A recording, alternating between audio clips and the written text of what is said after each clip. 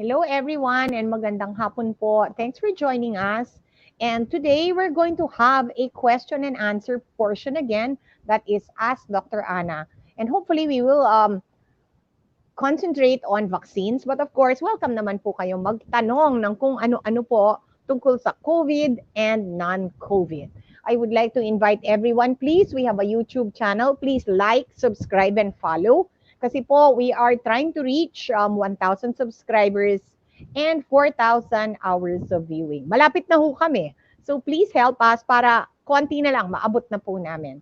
Again, if you like our Facebook or natulungan po kayo ng aming Facebook, please like and follow us po. And please share po sa mga alam nyo pong nininervyos, mga may alinlangan at may mga tanong po tungkol sa COVID at sa kanilang kalusugan. So tara, I'm Dr. Bondoc. I'm a pulmonologist, a mom, a congresswoman, and of course, an internal medicine doctor na nakatira po sa barangay to help you understand po yung mga nangyayari ngayon.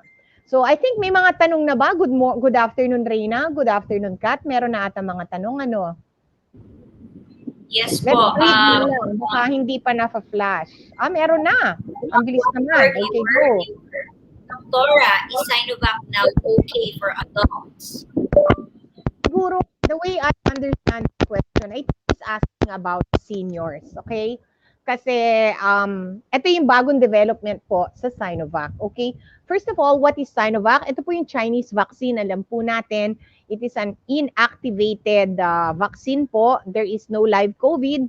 And ito po was previously licensed in the Philippines for ages 18 to 59 years old, given an emergency use authorization by the Food and Drug Authority po ng Pilipinas for those below 59 or below 60, yung mga hindi po seniors. Pero ngayon, a few days ago, actually almost a week ago, nagkaroon po ng authorization po ang Sinovac by the Philippine Food and Drug Authority para pwede na rin po siyang mabigay sa atin pong mga senior citizens. And actually, I would like to tell you, may mga first cousins po ako ng mga seniors and they received Sinovac po from Makati just last weekend. So nakapila po yung mga pinsan ko at nakakuha po sila ng Sinovac. Okay, so what's the kwento? Bakit nga ba Sinovac dati? Pang 18 to 59 lang. Kasi most of the data po talaga that came out of China for the first phase 1 and phase 2 na data po tungkol sa mga Sinovac, ito po ay binigay sa mga healthy adults po na 18 to 59 years old. And most of the data that we have is actually from this age group. So actually, tatanungin nyo, bakit ko binigay lang sa, what happened to the old persons but hindi binigyan? I don't want to use the word old, senior na lang po. Or those 60 years old and above.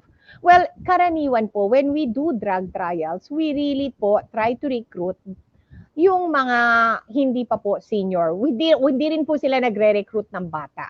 Okay? Kasi po, we would like to really focus on the healthy, working, and yung walang sakit na adults para malaman po natin. And if we find out that it's okay for them, lilipat na po tayo to the seniors and to the other po mga populations. So most of the data po from Sinovac came from 18 to 59 years old.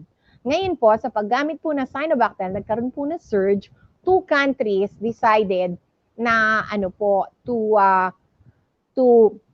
lawakan yung age range po ng Sinovac. And these countries were, I think, Indonesia and Turkey. So they decided po to vaccinate their older adults with this dose and wala naman pong masamang nangyari. But again, the Philippines was very cautious and nag-wait lang po sila na nagkaroon po. Sabi nila, ayaw po namin muna ng mga seniors. We just want to stick to the age range na alam natin na may datos, 18 to 59. Okay, so what happened? Okay. During the first rollout po ng Sinovac nung March, marami hong nagtanong kasi nauna po si Sinovac kay Astra. So marami pong nagtanong mga seniors, they're worried about their health. Syempre, vulnerable situation sila. So a lot of people, actually mostly doctors, said na we want to be vaccinated with Sinovac because we don't know when Astra is arriving. So ang sinabi po ng FDA is, if you are a senior older than 60 and you want to receive Sinovac, you have to sign a letter saying na alam ko po na registered po ang Sinovac for younger, but I want to receive Sinovac and I am willing to sign the form na kung may mangyari, hindi po ako magdedemanda ganon. Ay nagulat po ang lahat that 700 seniors actually signed that form. So most of these seniors po were doctors kasi 'di ba nauna po yung frontliners. So most of those who signed were doctors. So these are very knowledgeable people. Alam po nila yung studies, alam po nila na Sinovac was only tested or at least the data is more on the younger. But they still wanted to get Sinovac. Okay? In fact, nung nandun po ako sa JBL, and kasama ko si Kat dito, Reyna, there was an 85-year-old pediatrician who received Sinovac just before me. Pumirma din siya ng papel. Okay. So what happened? So basically 700 actually doctors and nurses who were seniors actually signed this paper. So nagkaroon po tayo ng local data dito sa Pilipinas. And the FDA, syempre po they tracked this, they found out that the 700 were okay and nothing bad happened to them. So after that, nagkaroon na ng second dosing ng Sinovac, So itong 700, bumalik, nabakunahan. So dalawang beses na sila nabakunahan. Again, they were okay. So based on this and the fact po na kulang na rin po yung AstraZeneca and that there was a surge and most of the people in the surge were dying na seniors, linicensed na po ang FDA, ang Sinovac, for adults older than 60. So if you're a senior, you can get both Astra and Sinovac. Okay? Lately po, ang China, nagbigay na rin po ng Sinovac to the older Chinese. So you might be asking, bakit hindi ho nauna si China to give Sinovac to the general population? Kasi wala naman hong surge sa China, kalmadong-kalmado sila. So they took their time po to vaccinate the working population and ngayon po they are going to the adults using also Sinovac. Okay? So if you're a senior, you can choose Sinovac and you can choose AstraZeneca. They are both okay.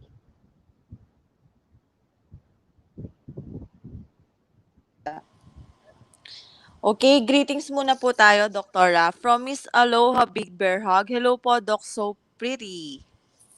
Hi, Ma'am. Ang cute-cute talaga ng pangalan ni Ma'am. It makes me smile all the time. Yes po.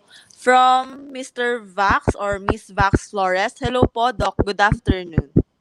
Hi, Ma'am Vax. How are you? Ito po, Ma'am, sir. But anyway, hi, Vax. Yan na lang. Yes po. From Miss Lenly Seminiano. Wow, improving ang editing, Doc. Ikaw same pretty pa rin. Sumososyal tayo, Ma'am Lenly. Kailangan. Naman. Thank you. Okay, from another viewer po. Doktora, kumusta si Dr. J after Astra first dose? Ay, magandang tanong yan. Dr. J received Astra last week as a medical frontliner. Okay? Si Dr. J, as you know, is a doctor and he also, not as a mayor, tumitingin din, may pasyente din po siya, tumitingin, umiikot. So he is also a medical frontliner. So actually, anong naramdaman niya immediately po after the dose? He was perfectly okay. And narinig na po niya na Astra has some more side effects than Sinovac. So bago po siya natulog, he decided to take one paracetamol. So uminom po siya. Pero he was feeling daw ng hihina and medyo weak. Parang flu-like daw yung symptoms niya. When he woke up that night, talagang medyo nilamig daw siya. But when he woke up the next morning, hindi po pumasok muna. Kumbaga, he took it easy. He ate breakfast. Wala po kami dun eh. He ate breakfast and then sort of mga alas 11 na lang ho nagtrabaho. Medyo nanghihina po kasi he got chills at night. But after that, okay na rin po. And totally the next day was perfectly okay. So I would have to say po, Dr. J got some side effects of Sinovac, pero hindi naman po masyadong grabe. He took paracetamol and recovered the next day. So, ito yung nakakatuwa, Kats. Kasi people always say na AstraZeneca at yung ibang side effects, they normally happen po sa mga younger ones. So, biniro ko po yung asawa ko kasi malapit na po yung birthday niya, which is April 22. Sabi ko, since nagkaroon ka ng chills and slight fever, that means may side effect ka. At ang meaning nun, bata ka pa. Kasi bata yung nagkaka-side effects. Tuwan-tuwa po si Mayor. Unfortunately, yung tita nyo walang side effects sa Sinovac. Kaya pag tatawagin nyo po akong matanda, baka magkaaway po sa Facebook. Okay? Okay, next po. From Mag-ingat another sa viewer po. tumatawa. Please be very careful. Yeah. Doktora, what about kids? Kailan sila mababakunahan? Alam mo, magandang tanong yan. And I'm really, kasi tingnan mo me and I have been 2 doses of Sinovac. Si husband, 1 dose of Astra. So, medyo syempre, medyo okay na kami, hindi na kami mamamatay. Kaya lang, syempre, Benji is the love of our life.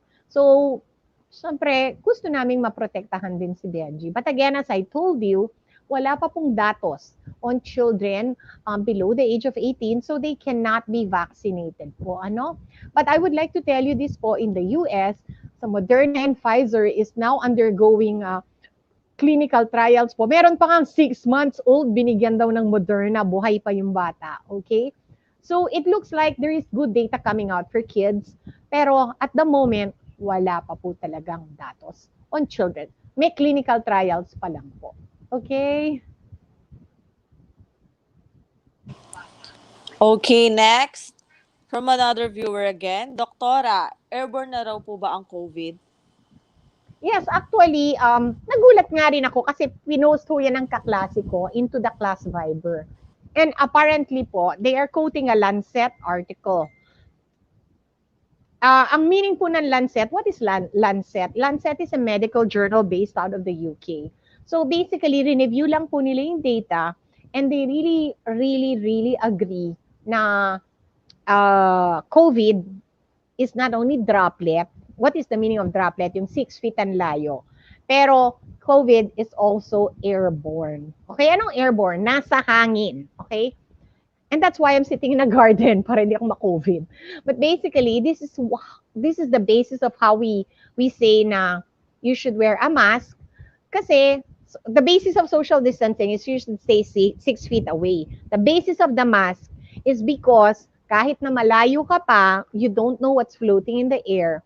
So you need to wear a mask and a face shield. So yun po yun. And ako po, matagal ko na hong sinabi. In fact, I have a talk entitled Airborne. But this is just further proofs that COVID nasa hangin. So, tip number 1, mask, face shield. And then tip number 2, laging nasa labas. Tingnan mo ko, I'm doing all my jobs outside of the house. Number 3, you can open the aircon, but you need to open po, if you're in the car, you can open the aircon kasi it's summer. But again, you need to open yung mga bintana para may cross ng hangin. So along with ventilation, with airborne comes the word ventilation. Importante po na dumadaloy ang hangin. The most deadly, yung parang dead air inside a room. Tapos merong nagsalita doon na may COVID, the next person who goes into that room, goodbye. Okay, so yes, COVID is airborne. Nasa hangin po siya, but do not panic. As long as you do most of your activities outdoor, it's my favorite this is para kang umihi umihi sa dagat. Sa laki ng dagat, the ihi will not get to you. Ito rin, sa laki po ng outdoors, sa laki po ng inyong garden, sa laki po ng daan, sa laki po ng outdoors talaga, hindi po aabot sa yung COVID. And my favorite thing, electric fan. Mahilig talaga ako doon. Kasi ang theory ko, magugulo si COVID. So kung may kausap kayo, put the electric fan at your back para kung may papunta ho sa yung COVID na sinabi po ng tao, binubuga ho ni electric fan naman, pabalik sa kanya. Okay, thank you so much. From one of our viewers, Doktora, ano ang A3 category? Bakit nauna yung anak kong high blood kaysa sa kapatid niyang nabakunahan? Okay, ang ganda ng tanong na to. Siguro, about the anak, I am presuming na dalawa yung anak niya, tama? Yung isa high blood, and I am thinking na yung isa hindi. So, ba't nauna si high blood? Okay, this is the A3 category. Ito po yung, i-review na lang natin, A1 is frontliners, A2 is seniors, A3 po are those 18 to 59 years old with comorbidity. Pakilagay na lang yung comorbidity. Alam niyo na kung paano i-spell yun, Ano po yung comorbidity? Ito po, I would like to mention this: high blood, hypertension, or what we call blood pressure. Number 2 po, diabetics. Number 3, chronic kidney disease and dialysis. Number 4, stroke and neurologic disorders. Number 5 po, cancer. Number 6 po, obesity. And number 7, chronic lung diseases like asthma and emphysema. Yun po ang na-identify and other immune diseases po. Yun po ang na-identify ng ating Food and Drug Authority that needs to go first before the general younger population who are healthy. Ano yung meaning nito? Bakit sila nauna? Kasi yung kanila pong comorbidity or anumang comorbidity, yung sakit nila talaga na dala-dala nila, which may be hypertensive, which may be diabetic, eh yun po, pag sila po ay nadapuan ng COVID, dahil po sa kanilang dala na pong sakit, eh mas magiging serious po yung kanilang COVID and they have a higher chance of being in the ICU or even possibly dying. So, mataas po ang kanilang chance na maging serious, kaya mauna po silang mabakunahan more than young persons na wala pong sakit. Okay? So, you might be wondering bakit po kasama yung obesity. It's the only time ho na magandang maging mataba kasi mauna po kayo, no? But I have nothing against mga matataba, but studies have shown po that the number one marker for severe COVID disease is being old. Okay? Being old. Kasi as you get older, your immunity goes down, kayo po talaga maging serious na COVID. But the number 2 po na na dala po na sakit ng tao that could make them have a serious COVID infection is obesity, especially in young persons. Hindi po nila alam right now exactly why. And ayoko naman I don't want to say anything bad about anyone who passed away, pero meron na rin po akong naririnig na comments na matataba sila. And studies have shown that. Hindi po bias yon or paninira lang po, no? Studies have shown age number 1, obesity number 2. Okay? So that's why po, kung may dalawa kayong anak, let's say age 40 and 42, at high blood yung isa, mauna po yung high blood. Okay? Ito pa, what to do, anong dapat yung dalhin para maniwala silang high blood kayo? Number 1, bring po yung reseta nyo ng gamot. Okay? Number 2, yung inyo pong, if you can get a certification from your doctor, that's better, na high blood po kayo or asthmatic o ganun po, no? But reseta, okay na okay. Tinanggap po sa Quezon City yung mga reseta. And of course, you have to bring your ID para alam nila yung taong nasa reseta, ikaw yun. Okay? So that is the A3 category. From one of our viewers, high blood po ako. Can I receive the vaccine? Ang gandang tanong yan. That's like, ang dami talagang nagtatanong. Eto nga ho, like I told you po, if you are hypertensive, mas mataas po yung possibility na pag kayo po ay tinamaan ng COVID, magiging serious. Halimbawa, dalawa kayong magkapatid, okay? Yung isa high blood, yung isa hindi high blood. O nagkakawaan sa pamilya nila, no? Yung high blood, yun, mas seryoso talaga yung COVID niya.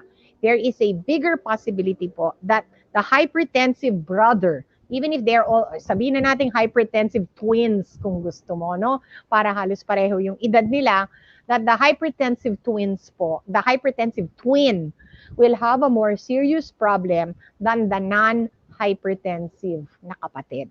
Okay? So basically, kung may high blood ka, maging mas serious talaga yung problema mo. So what does this mean? So this means na kung high blood ka, mas lalo kang dapat magpabakuna. Kasi mas serious po yung pwedeng mangyari sa inyo if you have no bakuna and you get COVID. Okay? From Miss Aloha, Big Bear Hug, need po bang magpa-check up bago po magpabakuna? Kahit po wala naman pong nararamdaman. Thanks po, Doktora. Mom, there is no need. There are only special categories. Let's just say you're normal. Dun muna tayo, okay? Sabihin natin normal ka. Okay. Pwede na kung dumiretso magpabakuna. Ako po hindi nagpatingin. I just went straight and had my bakuna. Si husband po, he is mildly hypertensive pero dumiretso na lang po at nagpabakuna. So there is actually no need po na magpa-clearance sa doktor kung wala po kayong sakit or controlled po yung inyong diabetes, hypertension, ganun po. Yung mild lang, ganun. Ngayon, when should you consult a doctor? Number one, active chemotherapy. Okay? Number two po, napakaraming allergy, pakonsulta na kayo. Number three, meron po kayong immune disorders or taking immune modulating drugs like sa transplant po, leukemia, or other like mga lupus. Patingin rin po kayo. And then, number four, yung kailangan po magpatingin, that's pretty much it ho eh. Just talagang active. Halimbawa, bedridden, nasa ICU, hindi, magpatingin din kayo. Okay? So, masama bang magpatingin? Next question. Well, kung gusto niyo magpatingin, wala naman hong masama. But maganda nga ho na nagpatingin kayo. But do not let that stop you po from getting a vaccine. I went straight at nabakunahan po ako without anyone looking at me kasi I do not naman ho drink any meds and I was feeling fine at wala rin po akong sakit except obesity. Okay? Mag-ingat din ho sa mga tumatawa. Next question from Miss Eden Nabinal Ignacio. Good afternoon po, Doktora. Ilang days po ba pwede makisalamuha sa family after mag-quarantine ng 14 days? Thank you po. Ma'am, ganito po yon. If you have had been COVID positive, you need to have 10 days from the starts of the symptoms or 3 araw po na wala na po kayong nararamdaman. In different countries, ganun po eh. Sa Pilipinas, ginawa na lang pong 14 days para hindi na ho magulo. So basically, kung 3 araw na po kayong walang lagnat, then you're okay to leave the house.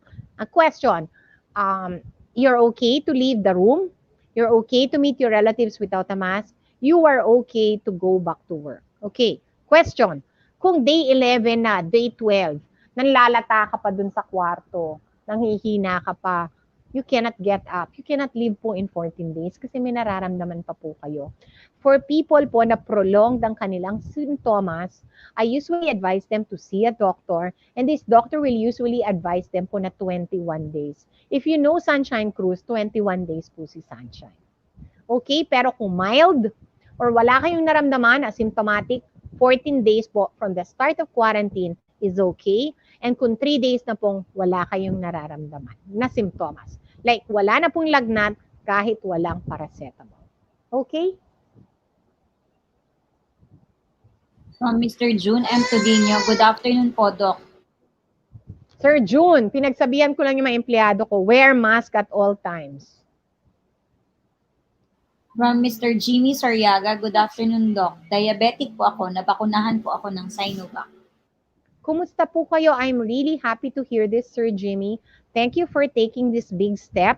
Sana po inform nyo rin ho yung mga kaibigan yung may diabetes, your own family, and share with us kung ano po ang nangyari sa inyo. I hope you are okay. From Miss Rizel Clarin Munoz. Hello po, Doktora. Rizal, how are you? From Miss Carmen R. Manalang. Good day po, Doktora. Hi, Carmen. From Miss Nelia Batalla Saldua. Thank you, Doc. Thanks, Ma'am Nelia. From Miss Eden Abinal Ignacio. Good afternoon po. After 14 days po ba mag-quarantine, nakakahawa pa po ba at pwede ko na po ba makasama ang family? Thank you. Ma'am Eden, congratulations po for finishing your 14 days. So, I am hoping na 3 araw na po kayong walang nararamdaman and that you're feeling well. Kung ganun po yung kasong yon, it is okay to leave the quarantine and the isolation. It is okay to meet your family without a mask. And it is now okay to go back to work. Hindi na po kayo nakakahawa.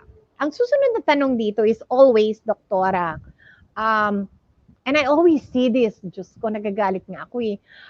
My second swab is positive, what should I do?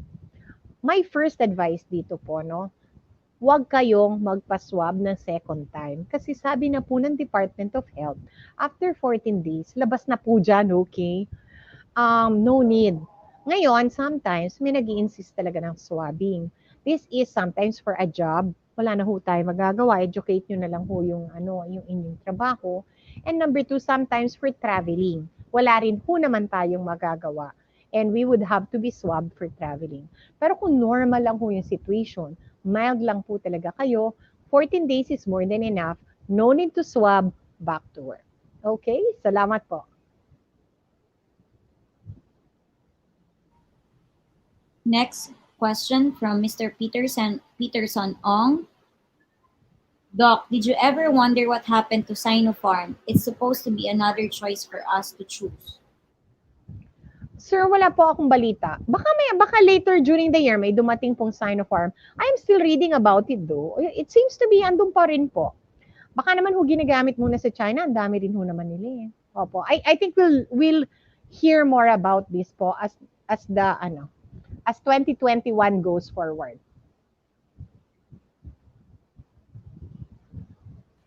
From Ms. Roma Pelayo Reyes. Hello po, Doktora. Thank you po. Hi Roms. Miss Roma, thank you.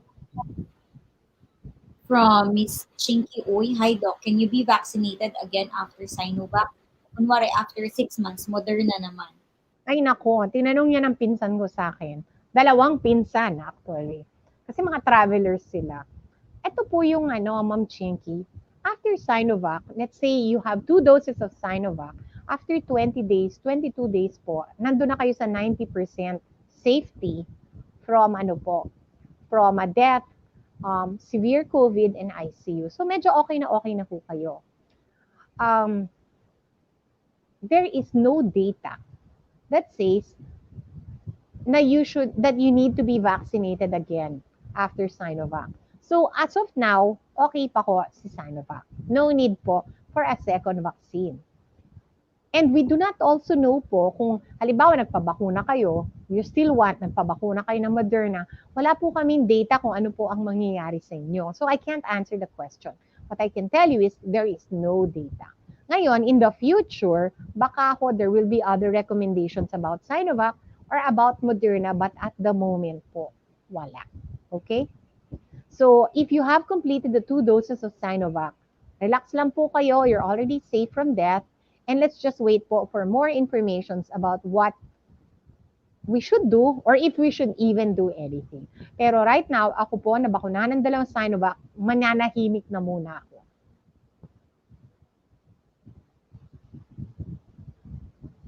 Next po, from Ms. Nelia Batulia Saldua.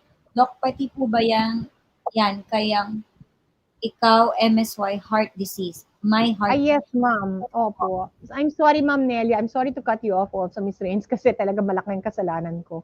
Chronic cardiovascular disease is also part of A3 category. So if you have congestive heart failure, kung kayo po ay na-stent, nagkaroon po ng bypass, you are also eligible to receive early on the COVID-19 vaccine.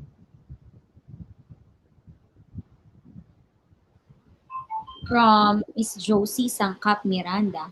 Hello, Doc, watching from Quezon Province. Pero Kapampangan ko from San Roque, San Luis ko po. Ay, Maya Pagat Panapon po, ma'am. Kumusta po kayo king Quezon? From Ms. Marife Nasilia Bolinaw. Doc, if 1 dose pa lang ang Sinovac, magiging severe po ba if in case makakontract ng virus? That is a very, very good question, Ma'am Marife. And it's something that that I think I'd like to bring up a few points po rito. Okay? Kasi marami ho tayong mapapag-usapan dito sa tanong niyo to.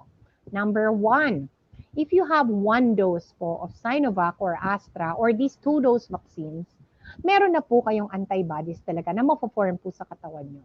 Pero wala pa po tayo sa 90%. So what does this mean? It means po na talagang pwede pa po kayong mahawaan ng COVID. And even after the second dose, you can still receive COVID. Pero, after the second dose, ang di ba sabi nila Reyna, hindi ka magiging severe, hindi ka ma-hospitalize, at hindi ka mamamatay. Okay. So, after the first dose, let's say you got COVID, may antibody na po kayo eh. More likely po, makakalaban na po yung katawan nyo. There have been rare cases of people who had COVID na namatay after the first dose. Pero likely po, na-expose na po sila even before they were vaccinated.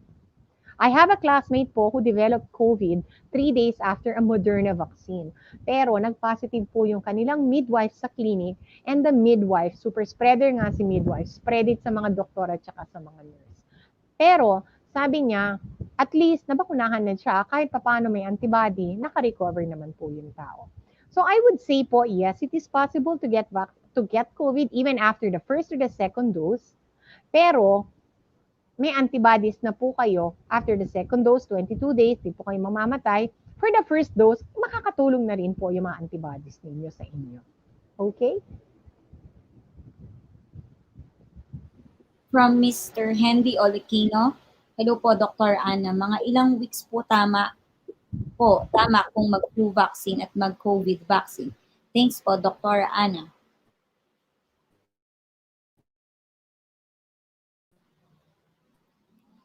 Hello po, Doc. Nawala po yata si Doc. Hi, Kat. Are you still there? Nawala po si Hello, Doc. yes po. Yes po. Pakiintay na lang po natin si Dr. Ana. She will be back. Nagkaroon lang po siguro ng connectivity issues.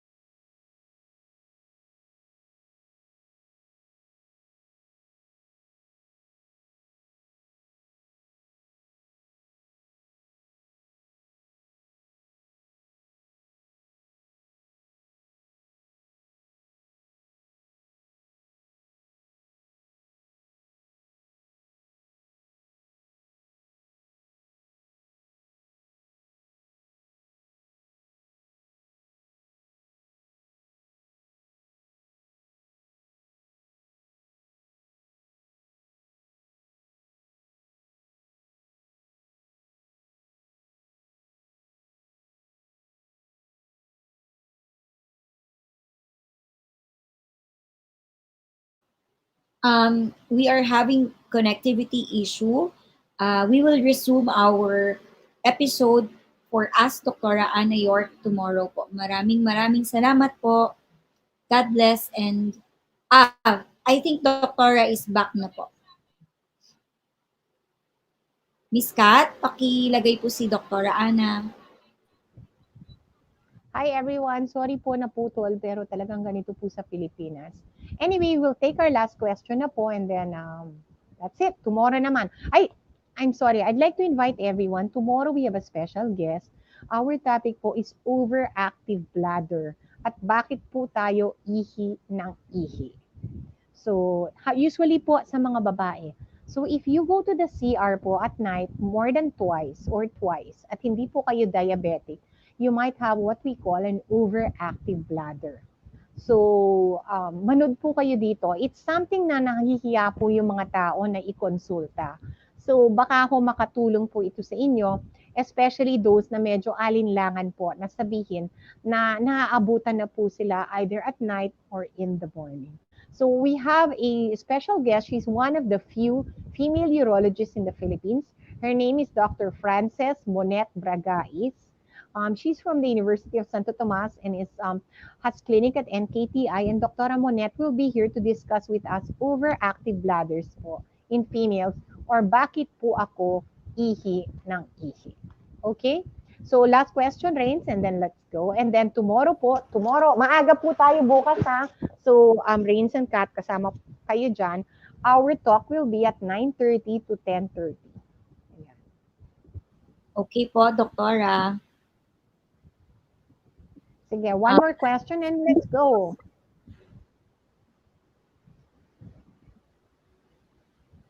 Ito po, Doktora, from one of our YouTube viewer. Maraming salamat po sa pag-subscribe at panonood sa aming YouTube. From Ms. Zarina Claire Galanida. Hi, Doc. Good afternoon. Does air purifier help, especially in an air-conditioned room? Hi, Mom. Thank you for joining us on YouTube. And thank you for this question also. Guys, please join on YouTube. Oh, Reina, after this, unahin natin yung mga questions sa YouTube, okay? But this is a good question also kasi a lot of us talaga, di ba nung unang panahon, talagang social na you're working in an aircon office. And unfortunately, a lot of the building construction po na ginawa, hindi po talaga mabuksan yung bintana. My advice is to open the door na lang. And if you have two doors, to open the two doors para ganunan yung hangin. Okay? A lot of people ask me, lalo na yung mga in high-end offices, okay ba si air purifier? My answer is, it is what we call sa, sa medicine, what we call an adjunct. In other words, kung gusto niyo pong bumili ng air purifier at may pera naman kayo at makakatulong naman po, there's nothing wrong. The HEPA system in our aircon is actually supposed to be very good. But kung bibili po kayo ng HEPA filter nyo or HEPA purifier, wala naman pong masama. But again, it's just added. Okay? Pero, ang tanong, kung may air purifier ka ba, pwede na bang hindi magmask?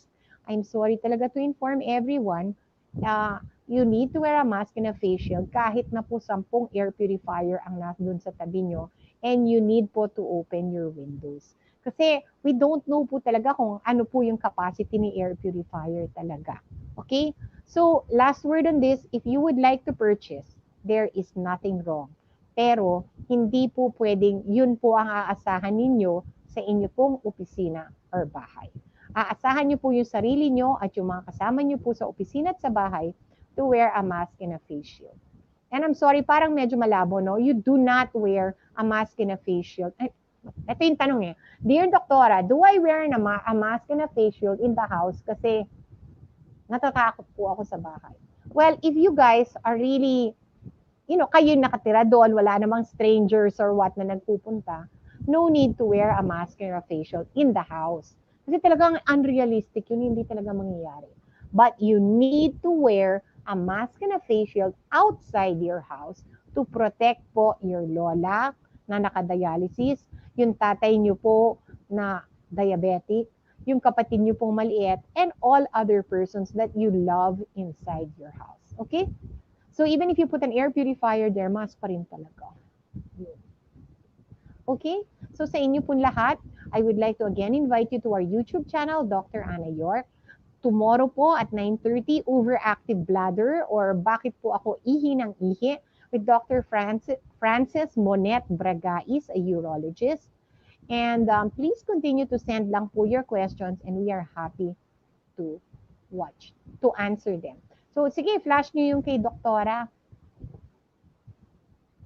Ayan, overactive bladder, ihi ng ihi, help. So sa inyo pong lahat, thank you so much and good afternoon.